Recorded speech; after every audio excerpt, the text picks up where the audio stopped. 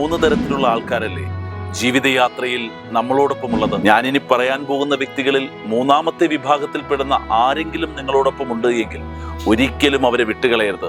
നെഞ്ചോട് ചേർത്ത് പിടിക്കണം. നമ്മളൊരു മരമാണ് എന്ന് കരുതുക. ആ മരത്തിലെ ഇലകളാണ് ഒന്നാമത്തെ കൂട്ടർ.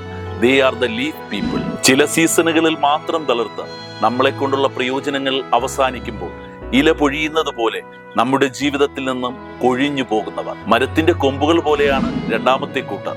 They are the branch people. നിന്നോടൊപ്പം എന്തിനും കട്ടയ്ക്ക് ഞാൻ ഉണ്ടാകും, നിന്നെ ഞാൻ വിട്ടുകളയില്ല എന്നൊക്കെ പറയുകയും എന്നാൽ നമ്മുടെ ജീവിതത്തിൽ ഒരു പ്രതിസന്ധി ഉണ്ടാകുമ്പോൾ കൊമ്പൊടിഞ്ഞു മാറുന്നത് പോലെ നമ്മുടെ ജീവിതത്തിൽ നിന്നും ഒടിഞ്ഞു മാറി പോകുന്നവരാണ് ഈ കൂട്ടർ. മരത്തിന്റെ വേരുകൾ പോലെയാണ് മൂന്നാമത്തെ കൂട്ടർ.